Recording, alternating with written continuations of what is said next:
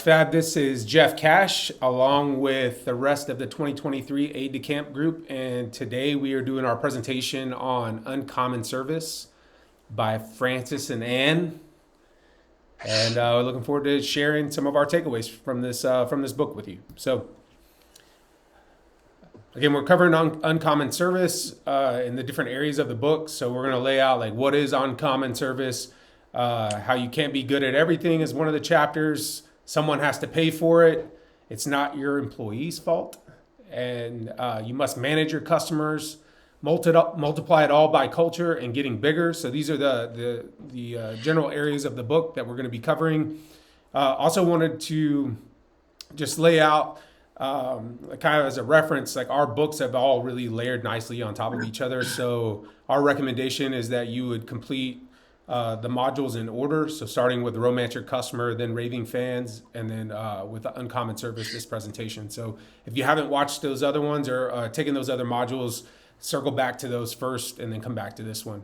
That'll keep you up to date on our conversations as they build on top of each other, and we will be referencing back to other books throughout these presentations. So just good rule of thumb there. So without further ado, we'll get into what is uncommon service.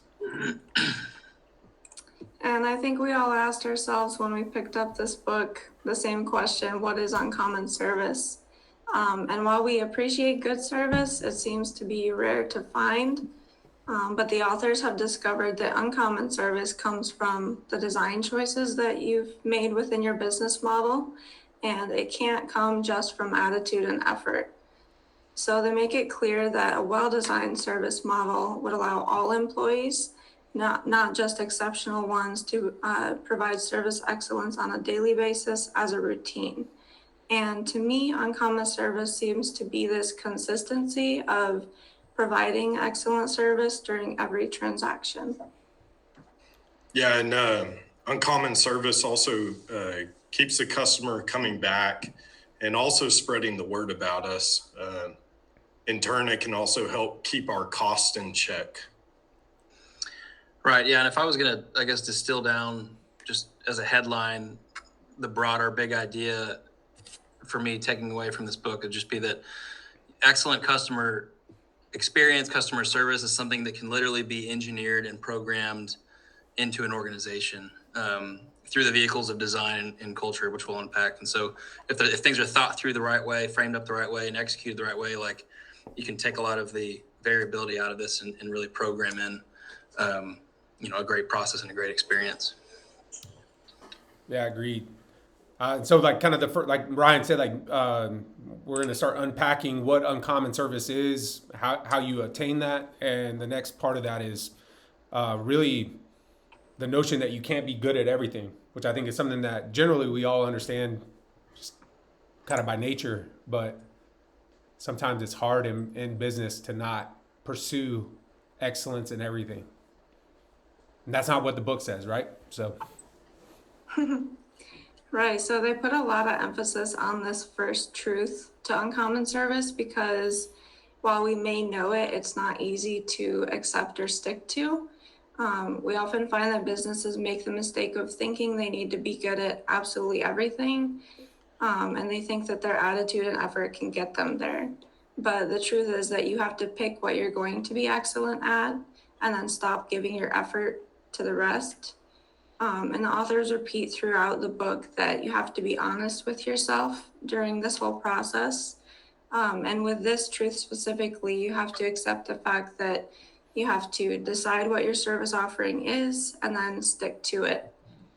You can't decide to add in or subtract elements just depending on the situation, because that would create an inconsistency that can't survive on a large scale and doesn't consistently produce service excellence. So this is one of the truths. It might hurt to accept, but we have to be bad at something if we want to excel at our service offering. Yeah, I thought this was like the most impactful truth, which I'm sure is why the authors chose to list it first. And one, I guess, some direct application, like one specific example of this is what the authors were referred to as the impossible triangle. Like keeping it, I guess, applicable to the construction industry, they pointed out that a customer can only expect two of the following between speed, price, and quality. And so you can provide two of these things, but it's impossible to achieve all three for your customers, is what they were advocating for. And so, like, a highly suggested activity that they implore the reader to try, which we did, and we'll get into in this book, is to literally map out, do like an internal mapping of our company's attributes and like the different elements of our service offering, and rank them in order of importance to the customer. And they're ranked against how well we think we perform in each of these areas, and then how to the degree that they're prioritized from our customers' eyes. And so we went through these exercises as a team, and definitely had some robust dialogue around not just what we think we're good at, but going back and forth on what we thought our customers perceived as the most important things. Yeah, like Ryan said, we actually performed this exercise, and so we came up with 6 different attributes in order, in descending order. So from one, the most important that our customers feel, down to the bottom. So first we had pricing, then we had timeliness, and then communication, value, quality, and relationship. And we kind of combined some of our traits within these attributes. So for instance, how easy we are to work with plays into like how good communicators we are. Our location and our services that we provide, like our turnkey services that we provide, kind of play into our value proposition. And then the culture that we build internally affects the relationships that we foster with our external clients. So, and Jeff will kind of go over how we scored that and the meaning behind it. So, Yeah, so like Nick mentioned, on the left side of this chart, in order of importance to the customer, we kind of have these attributes ranked. The next step of the exercise was to score ourselves in each one of those attributes. So what we did here is each of us, on a scale of 1 to 5, like, scored how we think we perform in these attributes. You can kind of see those shadowed lines in the background. That's kind of everybody's individual response. So you can kind of see the spread. But on pricing, generally, we averaged, in the high 2s, low 3s, or under a 3.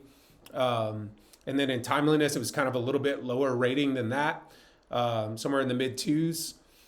But as we get down further this chart, you'll see that our scores start to get higher. So communication, we averaged above a 3. In terms of value, our average score was over a 4. Quality, same thing, mid 4s.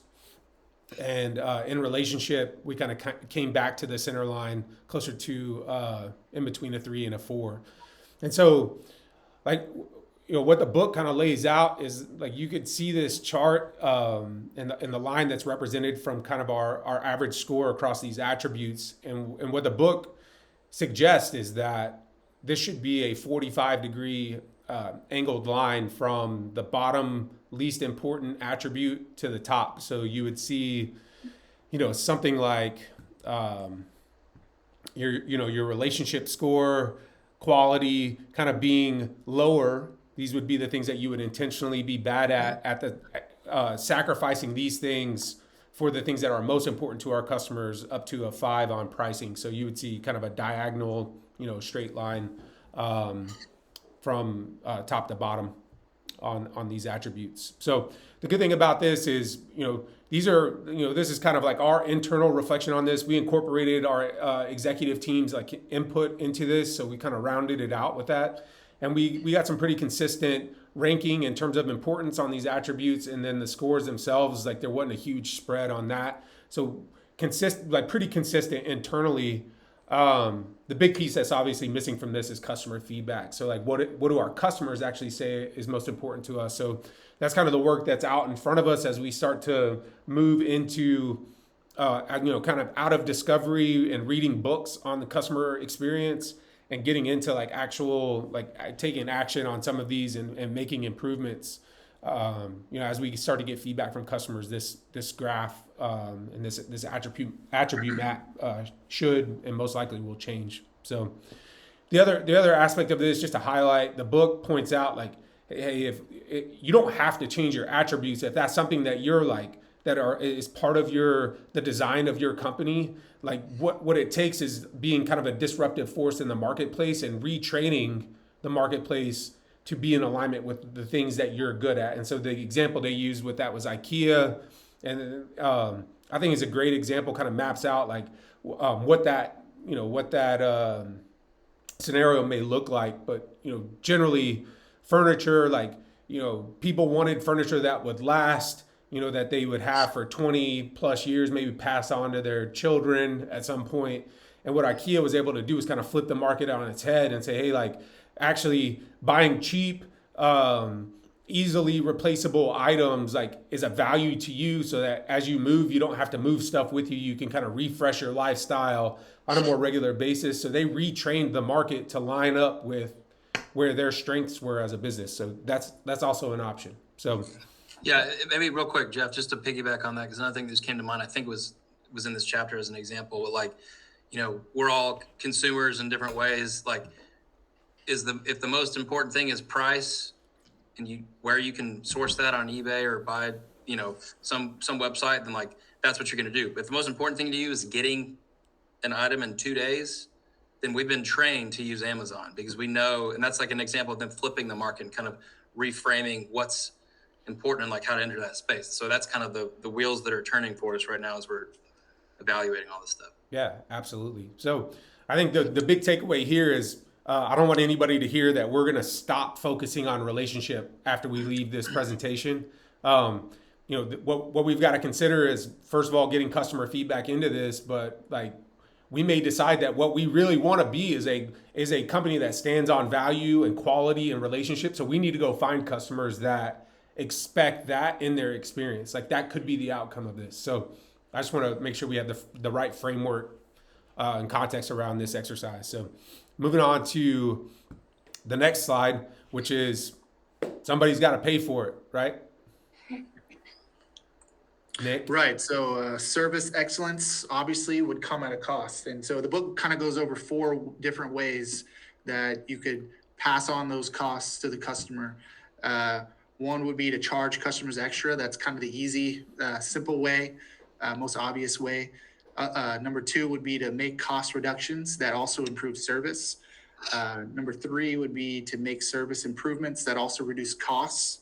And then 4th would be to get customers to do the work for you. And the point in the book was like kind of get creative in how you choose to do this. And the sweet spot is when you can both create extra value and reduce the costs like with one like fell swoop. So one possible funding mechanism that we looked at for ArcFab would be a service improvement that also reduced cost. So for example, when we follow our core value of doing what you say, we can avoid or eliminate unnecessary costs and at the same time deliver a better service experience.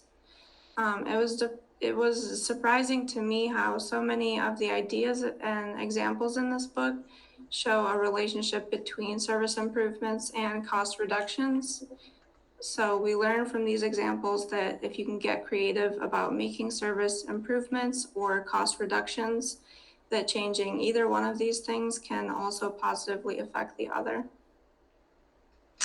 Yeah, and another example we thought of that really could feed method 2 or method 3 for how these things are funded is like looking at, is there a way to eliminate a waste in resources or time in our investment like energies by auto populating something that just makes us more efficient across the board while we're not even working or not even having to be enrolled in something. So auto notifications to customers that are automatically telling them, giving them the key headline updates that they care about. How do we engineer this into our process, into our workflow, leverage and utilize things like Salesforce even more than we already do to head off communication checkpoints that we know are key to them, and that we can and continue to gather information from them on what is key, and just to kind of like be great communicators if that's the thing. And maybe that's freeing up our resources to be doing other things to help make the job efficient. And so these are things that might reduce costs. It also might provide a better experience, create some loyalty. And so those are some of the real-time applications that like we've been kicking around with this. Yeah, and that kind of speaks to what we talked about in the last book with Raving Fans about creating that kind of Domino's, Amazon kind of mashup with like really leveraging technology to take some of the overhead out of communicating proactively with our customers. And just to real quick speak to Adela's point in terms of like, where we get ourselves into issues with like do what you say is like how many times have we been on projects where we've committed to certain timelines, and as a result of not meeting those timelines and meeting the expectations that we set, we end up with threats of liquidated damages or something like that, where we're devoting a ton of resources in terms of manpower, equipment rental, overtime, additional costs that hit the project just because we didn't do what we said in the beginning. So I think that really speaks to what Adela was referencing. And then again, another example of where we are working to improve our service. So making service improvements that also reduce costs. I think field service is like a great example of where we're trying to head this off proactively right now, and implementing a better tool and resource for our construction department to schedule their resources and to communicate proactively with our customers, to set expectations and then meet those expectations. I think that's an example where we'd be improving service and ultimately reducing cost, not just from an overhead and communication standpoint, but just when we're more consistently setting and meeting expectations or delivering on the expectations that we set, we're going to save money in those situations by not falling into the examples that I just shared, but also when we're more efficient at scheduling, more efficient at understanding what resources we need, ultimately those things can help reduce costs. So yeah, Jeff, you really hit it there. I think whenever we were first reviewing this together, I think we all had something we could say to make service improvements, maybe just not in our departments alone, but in the company as a whole, that can help reduce costs. One of the things that I was thinking about is just reducing a lot of details in either the submittal plans or even fabrication drawings that the shop may not even need, but we spend time creating a whole lot of details that probably no one ever has even looked at or needed. So we can reduce details in some of our drawings in the design department, which in turn reduce costs and then improve service as a byproduct. yeah, and even there's like a flip side component to that. Like we talked about in our conversation around this book, how the more detail that we provide to our customers, whether it's architects or GCs, like the more they have to review, the more like scrutiny they're going to place. So we're also like not just reducing our costs by potentially providing less detail, we're reducing the architect's cost in reviewing it, the GC's cost in reviewing it, and ultimately delivering a better service as a result. So kind of a win-win-win. Definitely. So the other like key component to uncommon service is like understanding that it's not your employee's fault. Like when things break down, you have to build a service model around the employees that you have. Or like what the book kind of presents is that you design your service model around the employees that you have or the ones that you can afford. And so the system design should set them up to succeed at service excellence every single day. So this kind of got referenced back in the uncommon service slide. Adela mentioned this, like it's not about like only your extraordinary employees being able to deliver uncommon service, but it's a designed model that allows all employees to meet that mark every single time. And so and the spirit of that is being able to provide excellent service without having to work maximum effort or maximum capacity always. And so there's the book lays out 4 components of employee management system. So that's how you would that's really what you're designing to kind of support your employees through this. And the things that so those four components are selection, training, job design, and performance management. And as I think through this, like there's so many things that ArcFab's doing, and we're investing in. So we leverage company tools like EOS, which is the entrepreneurial operating system. It's the methodology that we use to run our entire business. We're using resources like Salesforce, My Trailhead, and other like systems related tools to cover these components. So when I think about like HR, when they're recruiting for candidates, what some of these like employee management systems have already given us the opportunity to do is like focus on and emphasize like recruiting based on core values and culture fit versus skills and experience. And I don't think that this point can be like understated because it's a very non-traditional approach to hiring. You know, most companies are looking for the most experienced, the most skilled individuals. But in a company where core values matter, our culture matters, like the best way to hire and retain employees to find ones that fit and then provide all the resources on the back end once they've been onboarded to train them, and to support them in the roles. So we use tools from EOS like the accountability chart to really be clear about what the roles and responsibilities are for each seat on the bus, and then hold people accountable to that. Then we support our staff by building systems, resources that serve as kind of a guided path through our processes. So when you look at how Salesforce is built, like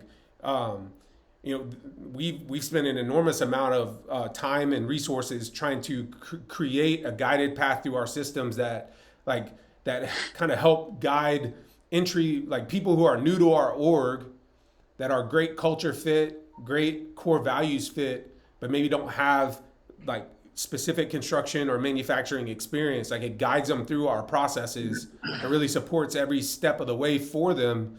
The other value I see this creating is like if we can provide a system that gives a foundation for our employees to work in, and it helps and supports them through 80% of their processes, what it does is create a lot of freedom for individuals to kind of like flex their creativity, their problem solving skills, and ultimately like create a more like rewarding environment for them to work in, right?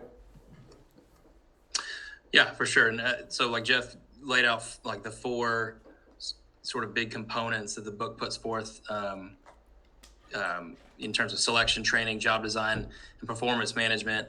And really like just another shorter way. Like I always think in terms of like the short takeaway, just broadly on that. And for me, it was just in an environment like ours, it's not realistic or wise to have a system that's just entirely dependent upon all-stars or just a skill level of employees that's just off the charts in every department at every level. People are always growing. People are always learning. There's going to be people that aren't a great fit here that we discover. And so how can we further enhance like just the right kinds of processes and the tools that Jeff's mentioned to find the right people, so that those positive experiences are engineered into workflows to the degree that it's intuitive and easy to follow. And so job design was kind of the key component that stuck out to me. In a few different ways, like that might look, one is further evaluation of and clarity around roles and responsibilities, across departments.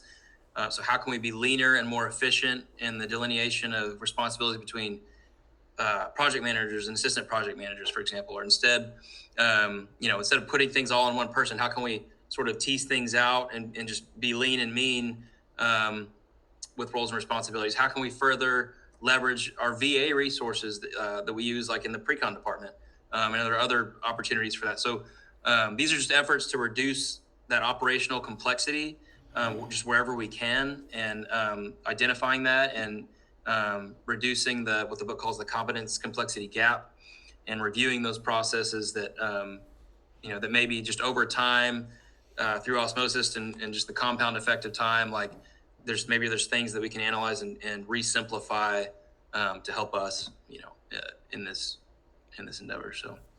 Yeah. And to piggyback off of that, not just job design, but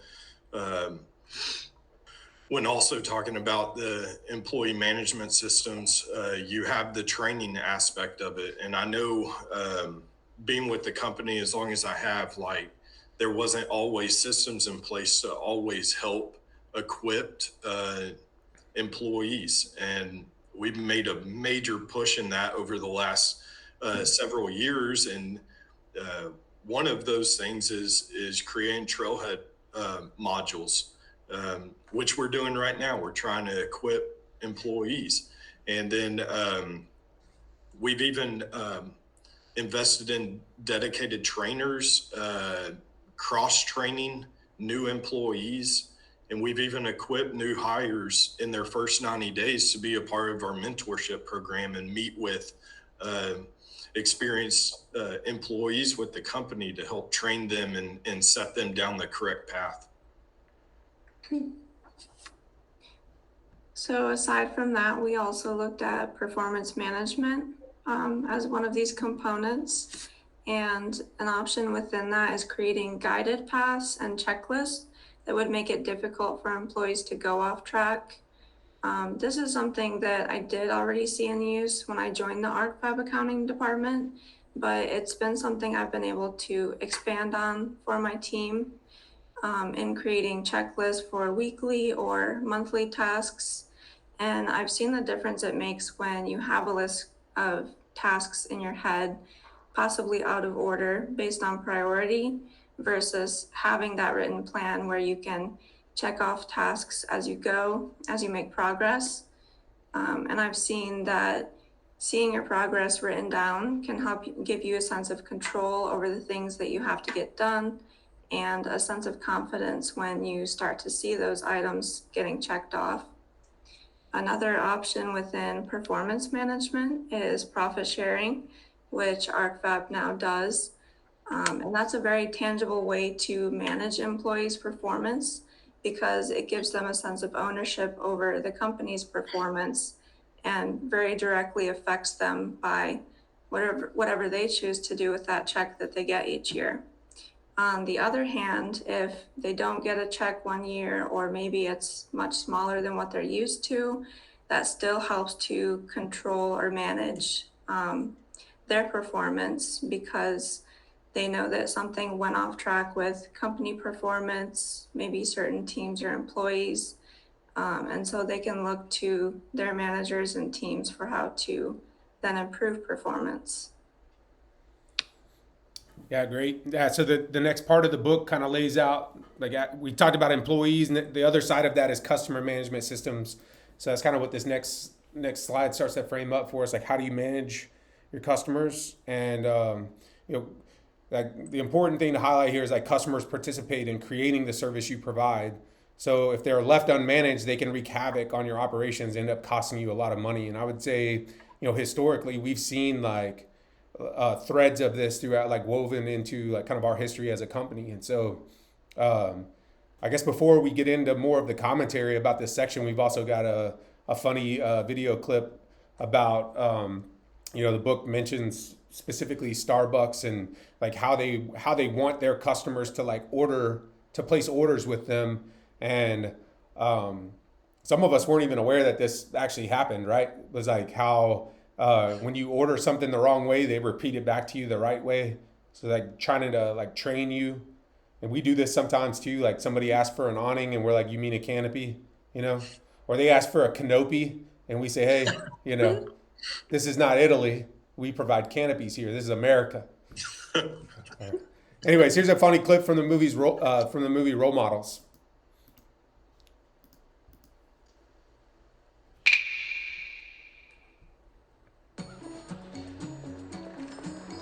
Good morning. Can I take your order? Can I get a tall chai? A large black coffee. A what? Large black coffee. Do you mean a venti? No, I mean a large. He means a venti. Yeah, the biggest one you got. Venti is large. No, venti is 20. Danny. Yeah. Large is large. In fact, tall is large, and grande is Spanish for large. Venti's the only one that doesn't mean large. It's also the only one that's Italian. Congratulations, you're stupid in 3 languages. Look, Dick, venti is a large coffee. Really? Says who? Fellini? How much is that? Here's a 10. Do you accept lira, or is it all You know euros what? Just now? keep the change. Jesus, Dan, you know what they call sizes here. You know what? You've been picking fights with everybody. The girl at the party. She said ASAP. Oh, ASAP. Oh, I'm sorry. Huge crime. It's like 24/7, or been there, done that. You hate that too. I don't hate it enough to let it ruin my day. It's getting worse. You know, man, the sun. Anyway, so that pretty much explains the experience that you might have at a Starbucks in trying to order coffee when you're looking for a large instead of a venti. Yeah, and the book mentions a couple different ways to manage your customers. Some include involving them in the actual decisions, which helps create loyalty, or by providing more service options, you can reduce your costs. But yeah, I would say that Starbucks example from the book was a kind of eye-opening experience. I used to be a guy really kind of against Starbucks, just the whole idea. And thinking maybe I'm a little too manly to say I want a venti caramel macchiato, but I pretty much have turned into a guy that goes there, two or three times a week. So it's also interesting how Starbucks kind of trained, manage their customers to order correctly. So it's like through peer pressure, like seeing someone at the front of the line order something wrong, and then like you don't want to be that guy. So it's interesting how they've kind of leaned into that, and then like that also became part of their culture as a company. And like when people are hard-headed and they don't want to order that certain way, like that's becomes part of the charm, like of going to Starbucks. It's like and that whole it adds to the whole experience of the Starbucks. Yeah, so. Definitely. I also noticed this book treats customers very much like they treat employees, and that they're both working for the company in a way. And either one, if you leave them unmanaged, they can also both work against the company. One difference to note between customers and employees, though, is that customers don't have to be there. They're not getting paid a salary that would keep them at your company. So this is part of what makes their management so important. So you definitely have to know how you want to manage your customers and exceed at that before they start managing you. For sure. And just to, I guess, maybe take some of these high altitude book ideas and earth them down on an Archfab level. Things that we've talked about, even with some of the prior books, is there's some, Jeff talked about how these kind of layer onto each other nicely.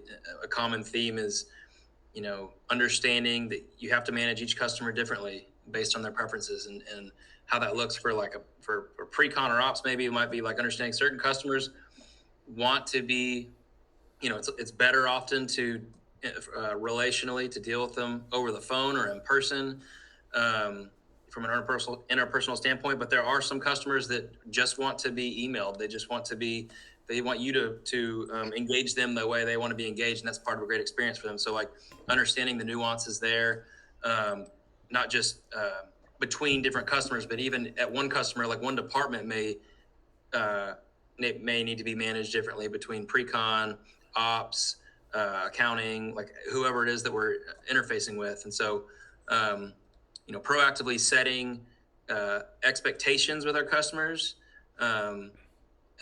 like the behavior becomes more expected. So customers are always gonna, like, one thing that's come to my mind, like, and as we like thinking through stuff in real time, is like how we deal with these complicated challenges that come up in pre-con or in operations, where a customer has a question, quick turnaround things, and these aren't issues that we can necessarily microwave and report on immediately. So oftentimes we will wait until we have the solved issue, and we will circle back at that time, but that can be days or more before that happens. And so like, a lot of times, the customer, they might be telling themselves the worst version of a story as far as why they're not getting feedback or communication from us. And so us being proactive in setting expectations, communicating, and, maybe via the automation we talked about earlier, or just being cognizant of like timeline changes, introductory emails, status updates, like making sure we are beating them to the punch on those updates, is like some very Archfab specific ideas. Yeah, it's being proactive, and it's training your customer. One of those things, to piggyback off of Ryan, is maybe it's a check-in email and saying, hey, customer, I see you've approved this submittal, but notice you haven't selected color yet. By the way, by having color selected within this window, like within this week, we'll be able to have your product to your doorstep by this date. So it's being proactive and training your customer in maybe that aspect of things. Or it's or maybe it's as simple as explaining what they purchased, our product that we're going to be providing them. It could even be before a submittal's even sent. It could be in a welcome email. Hey, customer, it's nice to meet you. I'm your PM on this job. Just to reiterate what you had purchased, here's your product. Let me walk you through what that looks like and what's to be expected. Yeah, and I think how this like maps on to maybe previous conversations that we've had about the other books is when we start thinking about like how we communicate our project lifecycle and kind of enroll our customers into that, manage our customers through that communication. I think it's really powerful to think about where that what level that can get us to in terms of customer experience.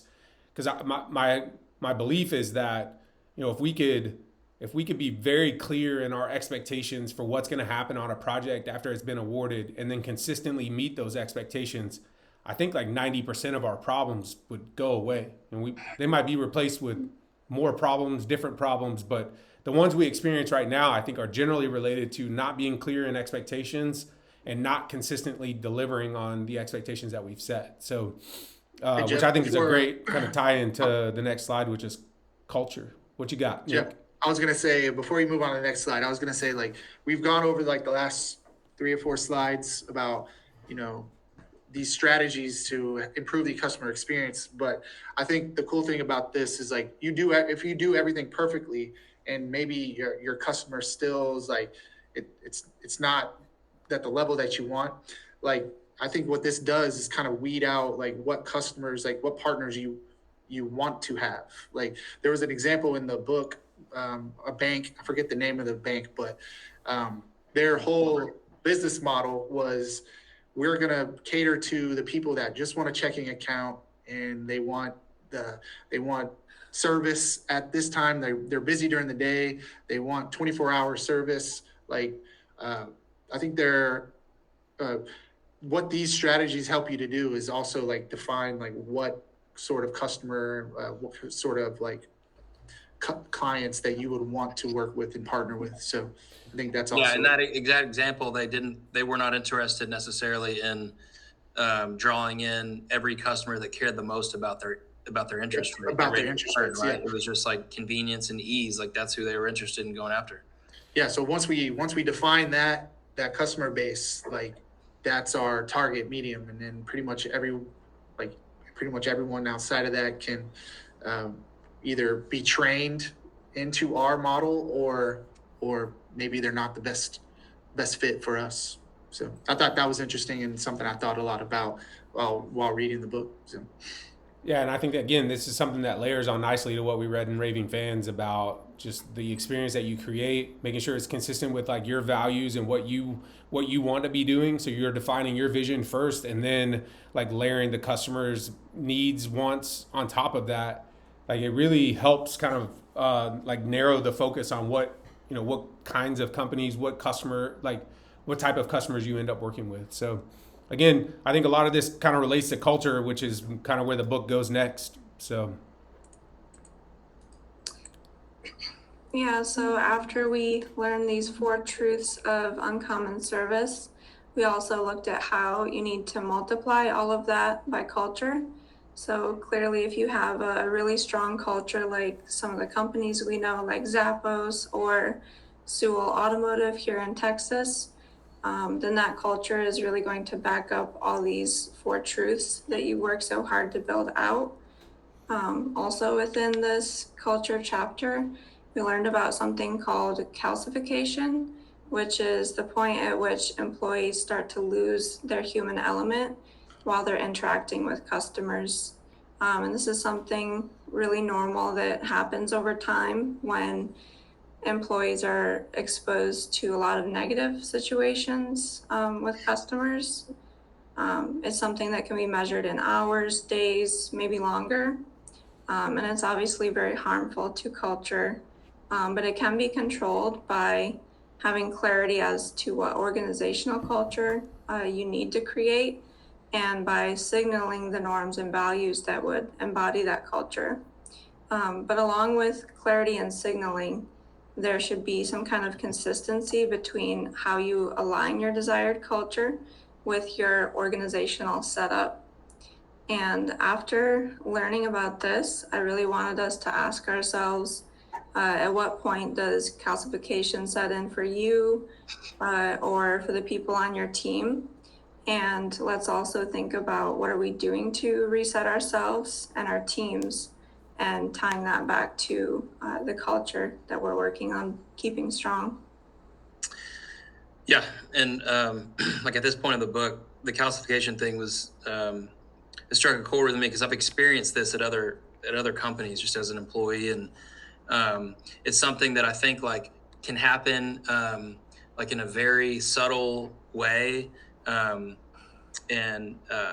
like as leaders, and frankly, if you're watching this video, then you've got leadership potential and leadership qualities. That if you're thinking through these things, and if you're a leader in the business at any level, like to me, again, in the takeaway form of things, like our living is the teaching in this manner. This is the way we permeate the organization, the way we spread the cultural values is like how we model them and live them out.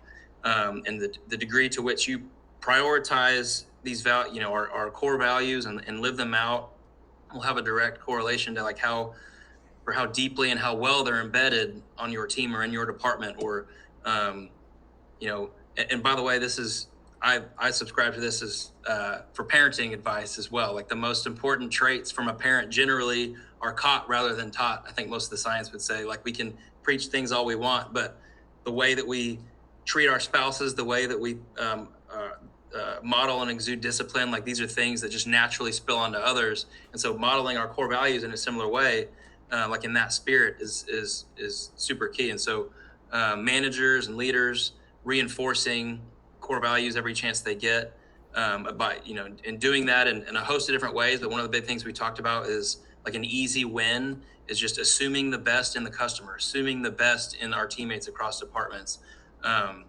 How can we choose to give each other the benefit of the doubt and pass on that thinking and let that become like a good viral thing that spreads out?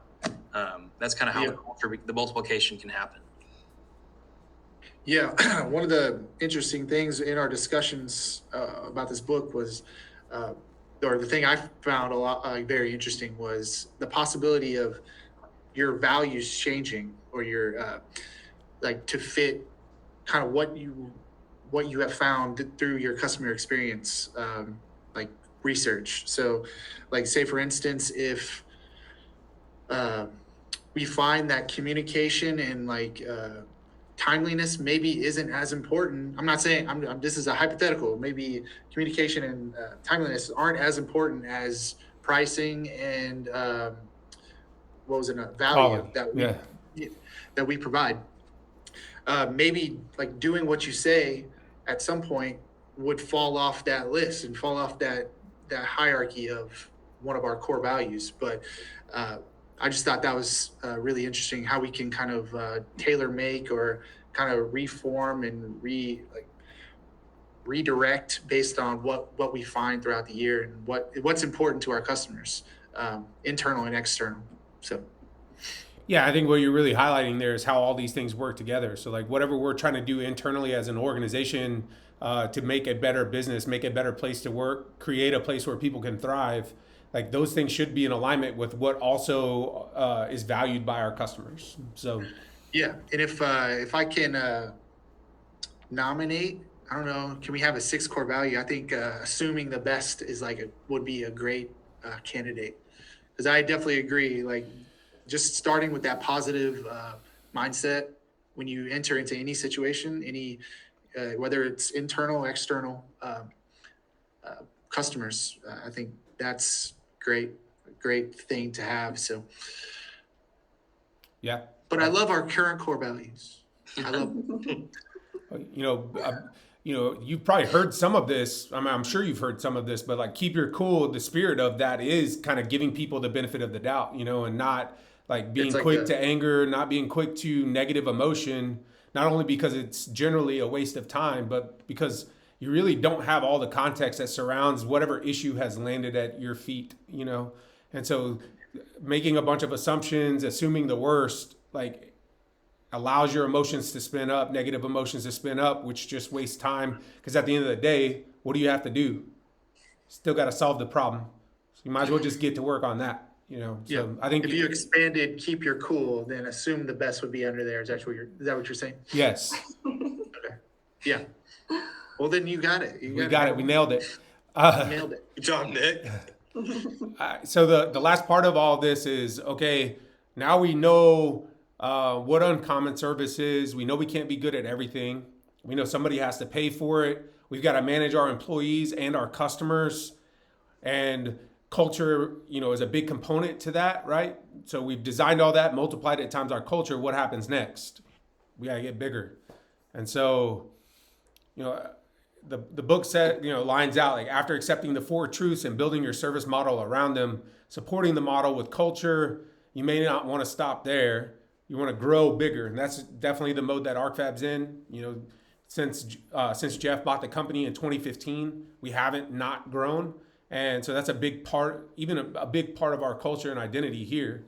It's why one of our core values is improve and learn today. It's grow. So growing your company bigger has 2 options: either do more of what you're already doing, or do something new and build a new service model for it. So to do more of what you're already doing, you become more standardized by continuing to offer high quality, but not compromising the amount of customization. So we also look at like offering multiple services. You can do that by either creating economy of scale, so using your existing model and finding ways to like scale that up, or creating an economy of experience. So when you're diversifying your services, you've got to ask like whether that'll be a detriment to another part of your business. So this option also requires that we'll draw the line between which services will be shared between service models. This is really interesting. So the book was kind of talking about operational segments. And so you might discover that whether it's like different customers wanting different things, to simplify that, it's like you might have customers in the impossible triangle that Ryan mentioned earlier, that some want more emphasis on speed and price, while others might want more emphasis on quality and speed. And so what that creates for ArcFab in terms of like how this book lines it up is creating different operating segments that really double down on the values or the attributes that are most important to your customers, and you create kind of like a choose your own adventure where the experience is really catered to those attributes, and those would be broken down into different operating segments. So we're kind of doing something along those lines. Just kind of speaks to the different operational segments and the shared services between service models, is what we're doing with Illumination. So we've created a different operating segment within the ArcFab umbrella that's going to be focused on something different than what ArcFab kind of specializes in, which is that turnkey service. We really want to look at products that are really made to distribute, that we can put in a box and ship all over North America or US, wherever that ends up. And so, but that's distinctly different than the processes and the path that our customers are taking in our traditional channel at ArcFab. And we really don't want those things to overlap. We want those to be kind of 2 unique experiences. That's why they become, as the book would define them, as like operational segments. But we have some shared resources between the 2, which really allows us to kind of pick up some of that scalability, where we can leverage, ArcFab's HR resources, accounting resources, payroll, maybe even design and engineering to some extent. We can leverage those in a way to support both organizations, architectural fabrication and illumination. So And I can see this kind of playing out as we scale up to $100 million by 2031. Like there might be more examples of this, right? Whether it's economies of scale by opening up plants in other locations in different states, or like bolting on different business units that aren't exactly what ArcFab does, right? So we're creating kind of an economy of experience that you can kind of choose your own adventure there. So One of the final notes that I had on this related to growing your company bigger is that ArcFab says that our purpose, cause, and passion is to create a place for people to thrive. We all know that ArcFab is always growing, and so that growth, growing your business creates opportunity for your people. So that's just one way that we're always working to support that purpose, cause, and passion. yeah, I think that's a great point, Adela. And just to kind of drive this home with getting bigger, like these things don't just happen accidentally. We shouldn't approach these things any differently than we've approached like scaling up ArcFab, and that is really through the design and culture elements that this book lays out. So it's getting bigger shouldn't be just through accidentally adding new products and services. Like they should be thoughtfully designed. They should be fit into our culture or multiplied times our culture so that they can like achieve maximal results. So yeah, anybody have anything else to wrap this up? I think we're about to hit the last slide. I'm good. All right. That's great. This concludes our presentation on uncommon service. And yeah, we hope you enjoyed it. We've got 2 more books in this kind of series for Aide de Camp. And that will be the Thank You Economy. And then we're going to wrap up with Be Our Guest, which is, kind of getting us, like transitioning us into the Disney experience that we have in May. So again, thank you for tuning in for this module. We appreciate if you enjoyed it. After you complete the assessment questions, go ahead and rate this module. We'd appreciate a 5-star review. Thank you.